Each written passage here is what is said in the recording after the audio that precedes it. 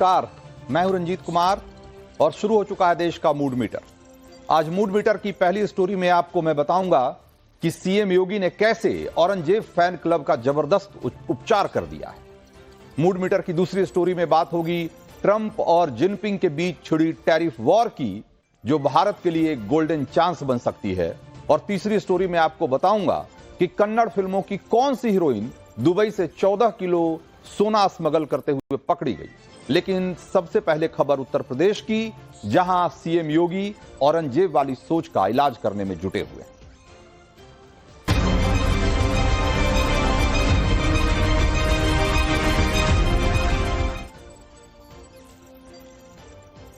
तो लोकसभा में संख्या बल के हिसाब से देश के तीसरे सबसे बड़े राजनीतिक दल समाजवादी पार्टी पर यह आरोप लंबे समय से लगता रहा है कि वो मुस्लिम वोट बैंक के लिए तुष्टीकरण की राजनीति करती है।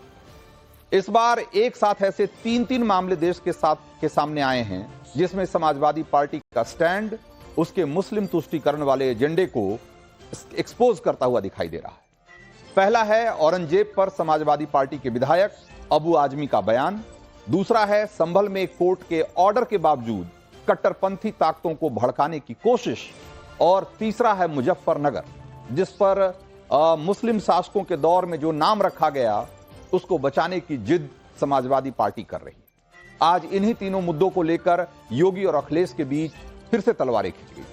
सबसे पहले बात औरंगजेब मामले।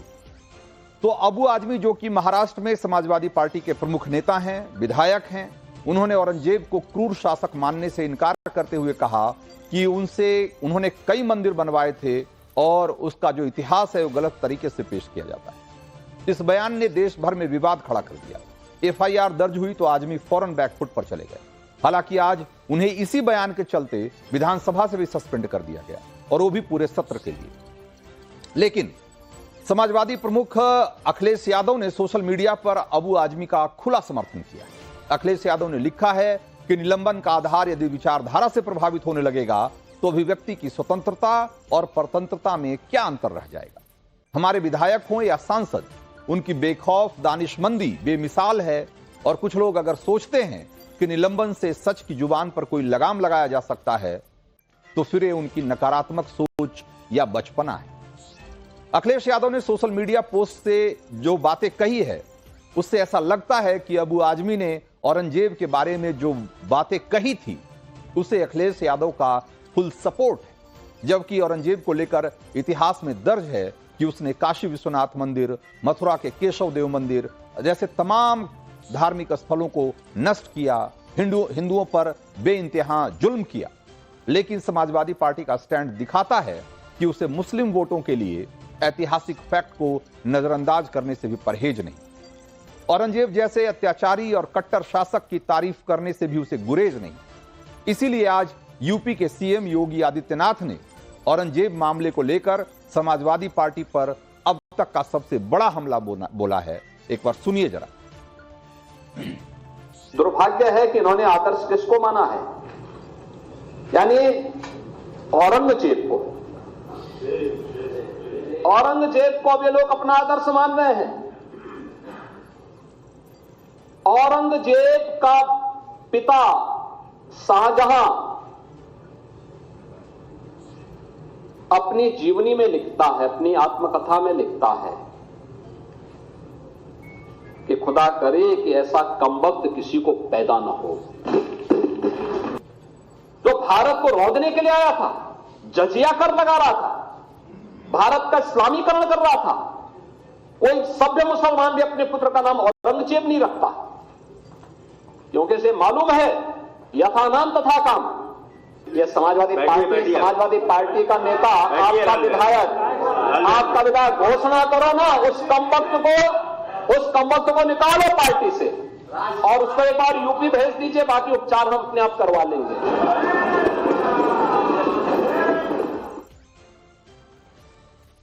तो औरंगजेब के बाद अब जरा संभल चलिए। वहां भी समाजवादी पार्टी लगातार जो स्टैंड ले रही है उसे एंटी हिंदू ही बताया जा रहा है, क्योंकि समाजवादी पार्टी ने आक्रामक तरीके से मस्जिद के पक्ष में बार बार बयानबाजी की और मंदिर के दावों को हर मौके पर कमजोर करने की कोशिश की। इलाहाबाद हाई कोर्ट ने कल संभल की शाही जामा मस्जिद को विवादित ढांचा करार दिया और जिसके बाद हिंदू पक्ष ने विवादित ढांचे में नमाज पर प्रतिबंध लगाने या फिर हिंदुओं को भी पूजा का अधिकार देने की मांग की। ये फैक्ट है कि दिसंबर 2024 में संभल में इसी विवादित ढांचे के पास खुदाई के दौरान एएसआई को मंदिर के अवशेष मिले थे और तब समाजवादी पार्टी के नेताओं ने संभल मामले को सांप्रदायिक साजिश करार दिया और इसी बात पर टिके थे कि ये मस्जिद है, मस्जिद थी और मस्जिद ही रहेगी। जबकि योगी कह रहे हैं कि संभल हमारा है और जो हमारा है वो हमें मिलना चाहिए। पहले योगी का बयान सुनिए और फिर बताएंगे कि योगी क्यों ऐसा कह रहे हैं। प्रत्यक्ष को प्रमाण की क्या आवश्यकता है, लेकिन दूसरा पक्ष वह भी था जब 26 फरवरी को संभल में 56 वर्षों के बाद शिव मंदिर में जलाभिषेक का कार्यक्रम भी हो रहा था।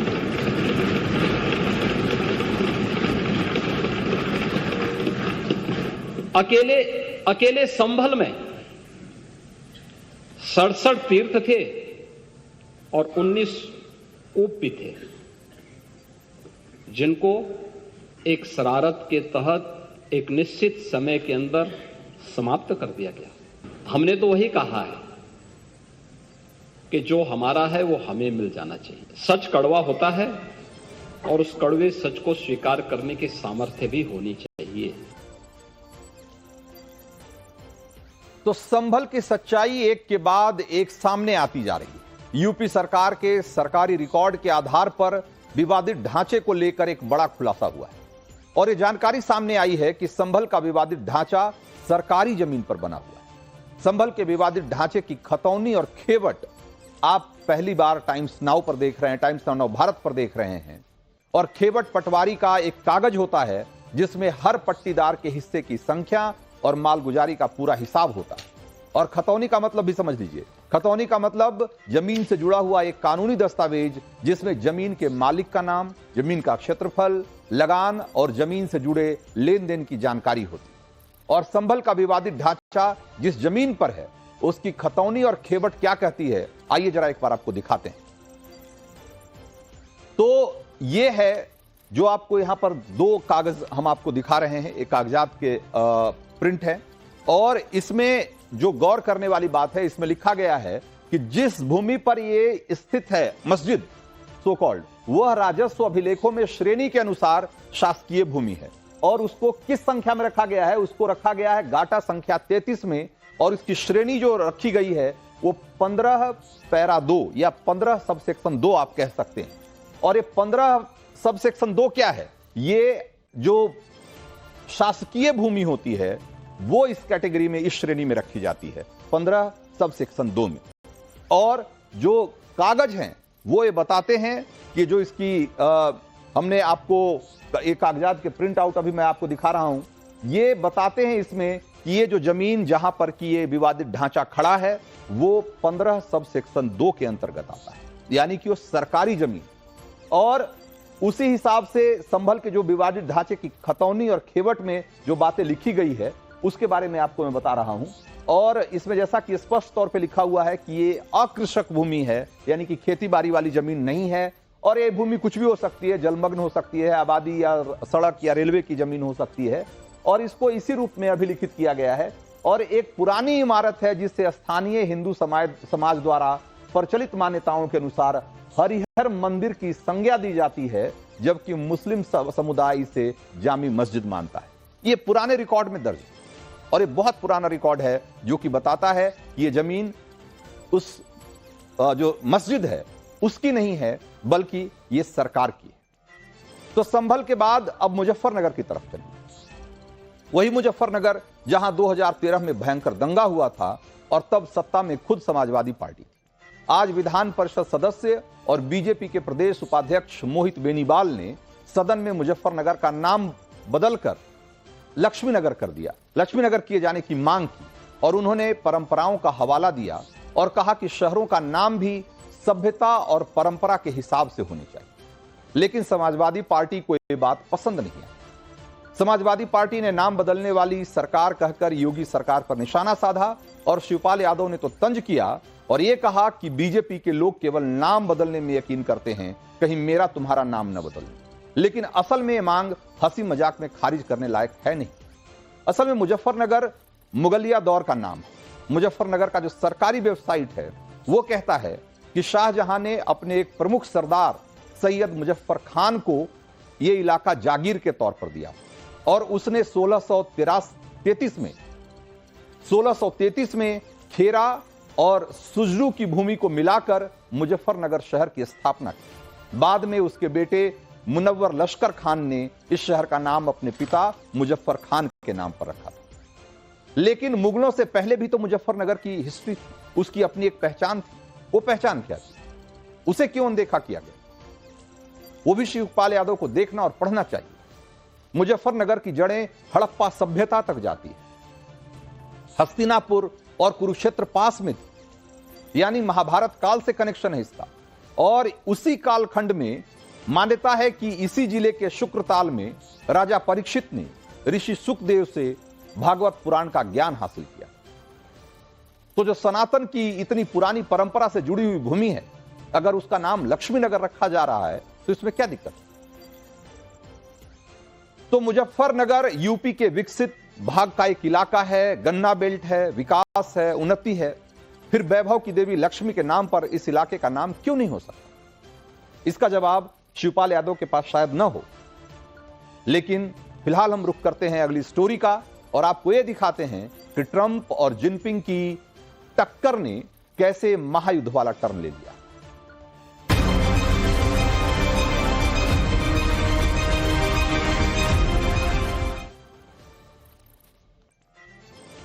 तो अमेरिका के राष्ट्रपति डोनाल्ड ट्रंप कह रहे हैं कि वो एक बहुत बड़ा धमाका करने वाले हैं और अब ट्रंप ने अमेरिकी संसद में एक तरीके से धमाका कर भी दिया और ऐसा जबरदस्त धमाका किया कि चीन ने तो सीधे सीधे अमेरिका को युद्ध की धमकी दे दी।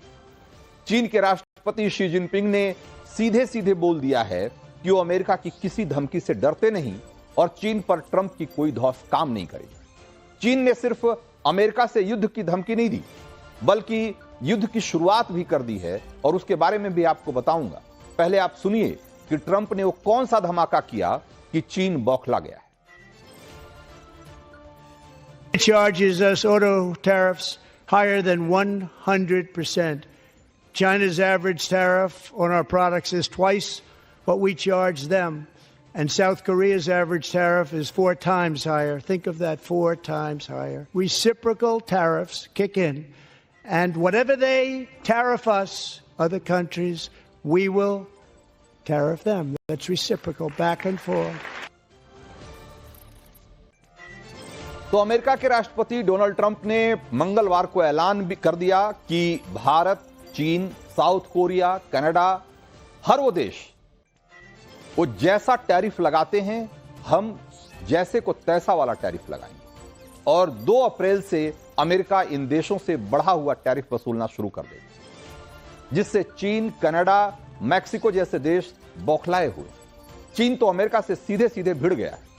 लेकिन आप देखिए कि ट्रंप ने टैरिफ तो भारत के सामान पर भी बढ़ाया या उसका ऐलान किया, लेकिन पीएम मोदी बिल्कुल ही लोड नहीं ले, बिल्कुल शांत, क्योंकि पीएम मोदी आपदा को अवसर बनाने में माहिर हैं और ट्रंप के इस टैरिफ वाले अटैक का तोड़ भी उन्होंने निकाल लिया है और कैसे निकाला है उसके बारे में आगे बात करेंगे।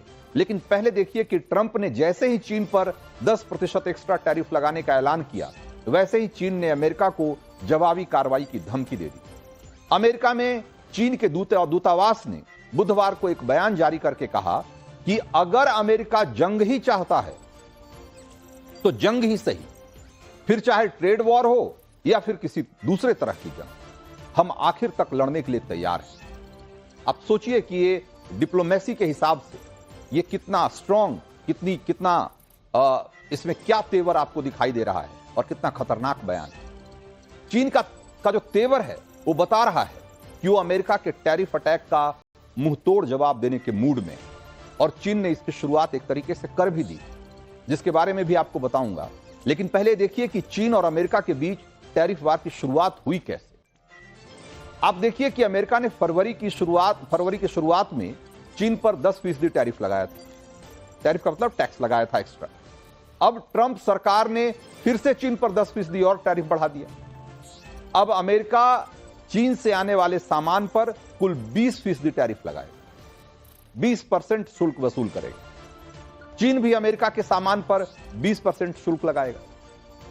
अमेरिका तो 2 अप्रैल से बढ़ा हुआ टैरिफ लागू करेगा, लेकिन चीन ने अमेरिका के साथ जो ट्रेड वॉर लॉन्च किया, उसने कहा है कि वो अभी तुरंत जवाबी कार्रवाई करते हुए अमेरिकी इंपोर्ट पर उसने 10 से 15% अतिरिक्त टैरिफ की घोषणा कर दी और उसने कहा कि यह 10 मार्च से लागू हो जाएगा। चीन अब अमेरिका से इंपोर्ट होने वाले बहुत सारे प्रोडक्ट जैसे चिकन, गेहूं, मक्का, कपास, इन सबों पर 15% अतिरिक्त टैक्स लगाएगा, शुल्क लगाएगा। ज्वार, सोयाबीन, पोर्क, बीफ, फल, सब्जियां और डेयरी उत्पादों पर अतिरिक्त 10% टैरिफ लगाएगा। यही नहीं, चीन ने 25 अमेरिकी कंपनियों पर भी इंपोर्ट एक्सपोर्ट का बैन लगा दिया और चीन में काम करने वाली 10 अमेरिकी कंपनियों को गैर भरोसेमंद एंटिटी लिस्ट में जोड़ दिया। आप देखिए कि चीजें किस तरीके से आगे बढ़ रही। चीन के विदेश मंत्रालय के प्रवक्ता लिन जियान को जो उन्होंने कहा है इस बारे में, एक बार सुन लीजिए। जो कह रहे हैं कि अमेरिका चीन से पंगा लेगा तो चीन भी छोड़ेगा नहीं। If the US has other agenda in mind and insists on waging a tariff war, trade war, or whatever war, China will not flinch and is ready to take due response. तो ये जो लड़ाई चल रही है और America और चीन के बीच में जो पूरा ट्रेड है, उसको एक तस्वीर के जरिए समझने की कोशिश करिए। अमेरिका और चीन के बीच छिड़े टैरिफ वॉर के बीच ये तस्वीर आजकल वायरल हो रही है, जिसमें अमेरिकी झंडे पर लिखा हुआ है नॉट मेड इन चाइना, लेकिन अमेरिका के झंडे पर कोने में जो एक स्टिकर चिपका हुआ है उस पर लिखा हुआ है मेड इन चाइना। यानी जिस झंडे को चाइनीज सामान के बाइकआउट करने के लिए इस्तेमाल किया गया, नारा लिखने के लिए, वो झंडा खुद चीन में बना हुआ है। चीन पर किस हद तक निर्भरता है अमेरिका की अपने रोजमर्रा के सामानों के लिए, आप इसी से अंदाजा लगाइए। ये अमेरिका और चीन के बीच ट्रेड का एक सच है, क्योंकि कुल वैश्विक व्यापार का 15% अकेले अमेरिका और चीन के बीच होता है। सोचिए कि पूरी दुनिया में जितना कारोबार होता है उसका 15% अकेले चीन और अमेरिका के बीच में होता है। साल 2024 में दोनों देशों के बीच 582 अरब डॉलर का व्यापार हुआ और इसमें से चीन ने 143.5 अरब डॉलर का सामान अमेरिका से इंपोर्ट किया था, जबकि अमेरिका ने चीन से करीब 439 अरब डॉलर का सामान इंपोर्ट किया। यानी अमेरिका जितनी कीमत का सामान चीन को बेचता है, उससे करीब 3 गुना सामान चीन से खरीदता है। यह अमेरिका चीन के व्यापार संबंध का सच है, क्योंकि अमेरिका में आम आदमी की जरूरतों की लगभग सारी चीजें, रोजमर्रा में इस्तेमाल होने वाला हर सामान करीब करीब चीन से आता है। इसीलिए मार्केट एक्सपर्ट कह रहे हैं कि ट्रंप भले ही कह रहे हों कि किसी दूसरे देश से सामान पर टैरिफ लगाकर उन्होंने अमेरिका का खजाना भरने का इंतजाम कर लिया है, लेकिन सच यह है कि बढ़ा हुआ टैरिफ वसूला जाएगा अमेरिकियों से।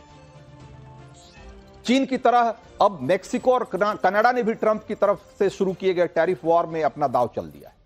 अमेरिका ने कनाडा से आयात होने वाले सामान पर 25% टैरिफ वसूलना शुरू कर दिया है और इसी तरह मेक्सिको ने भी ऐलान किया है कि वो भी जल्द ही अमेरिका पर जवाबी टैरिफ लगाएगा और इसका असर दिखना शुरू हो चुका है।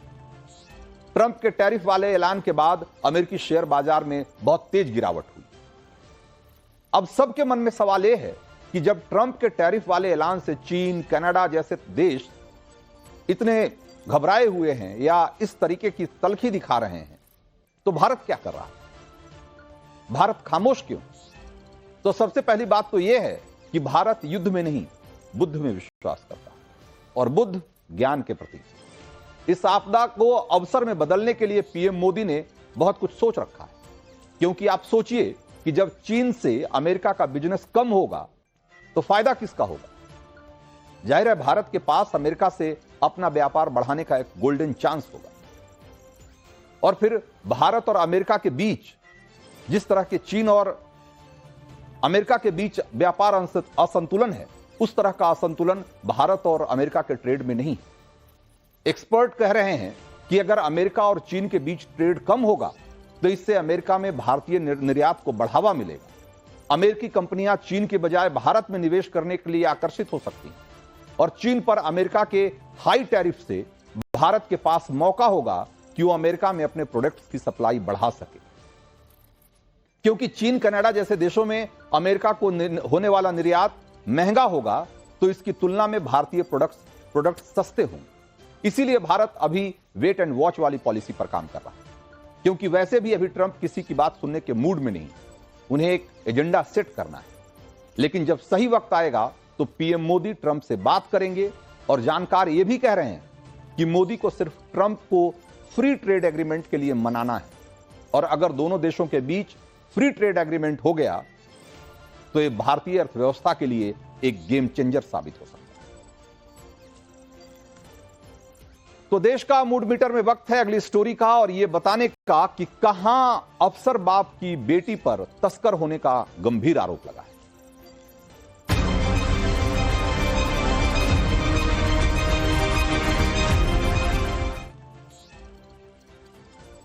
तो बाप बड़ा पुलिस अफसर और बेटी सोने की बड़ी तस्कर, यह खबर आपको हैरान कर देगी। घटना बेंगलुरु के इंटरनेशनल एयरपोर्ट की है और कन्नड़ फिल्मों की जानी मानी हीरोइन रानिया राव से जुड़ी हुई।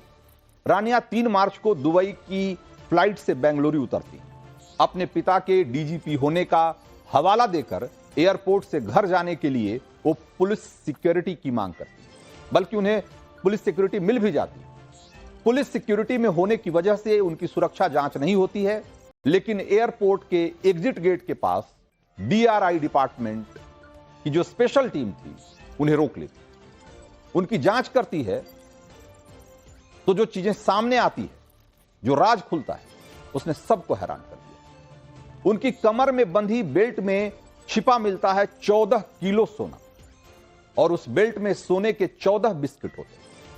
इसके अलावा रानिया के शरीर पर सोने के कई गहने भी थे और उसका वजन भी करीब 850 ग्राम। ये गहने उनकी ड्रेस से ढके होने की वजह से नहीं दिखाई दे रहे थे और डीआरआई की जांच में यह पता चला कि कन्नड़ फिल्मों की इस ग्लैमरस हीरोइन के गोल्ड स्मगलिंग का एक बड़ा कारोबार था और उससे उसका एक बड़ा कनेक्शन था। रानिया से जितना सोना एयरपोर्ट पर बरामद हुआ उसकी इंटरनेशनल मार्केट में कीमत 12 करोड़ से ज्यादा है और डीआरआई की टीम ने इसके बाद रानिया के साथ बेंगलुरु के उसके घर जाती है। वहां भी तलाशी होती है तो 2 करोड़ रुपए के सोने और मिलते हैं और 2 करोड़ 67 लाख के कैश भी बरामद होते हैं। इसके बाद रानिया की गिरफ्तारी होती है और उसे 14 दिन की जुडिशियल कस्टडी में भेज दिया जाता है।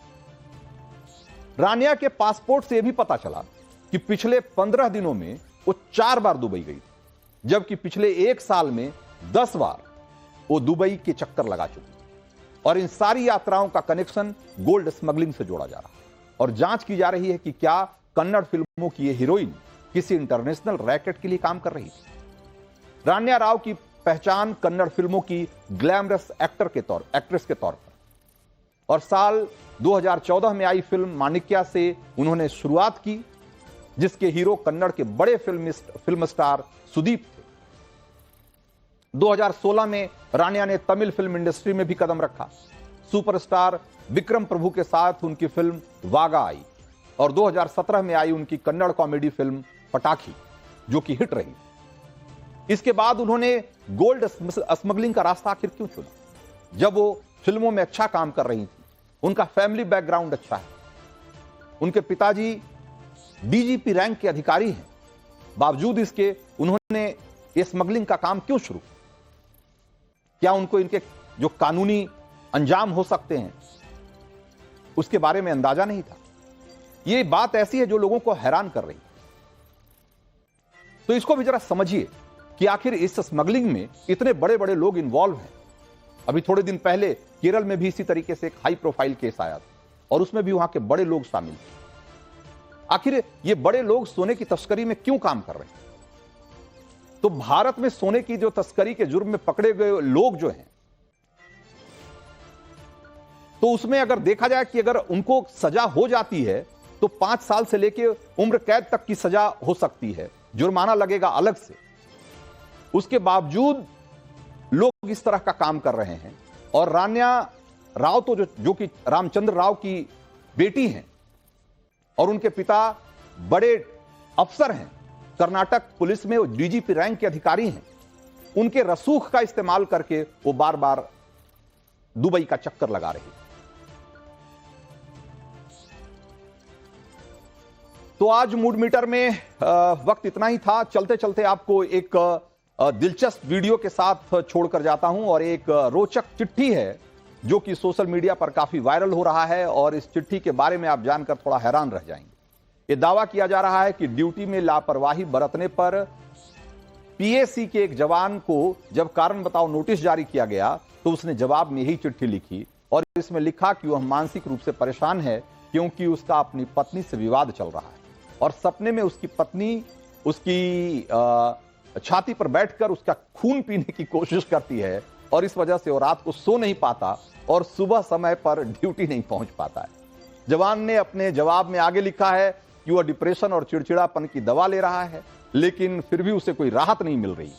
जवान के इस जवाब ने अफसरों को थोड़ा चिंतित कर दिया है और चिट्ठी सोशल मीडिया पर काफी वायरल हो रही है और पीएसी के कमांडेंट ने इस मामले की जांच के आदेश दे दिए हैं।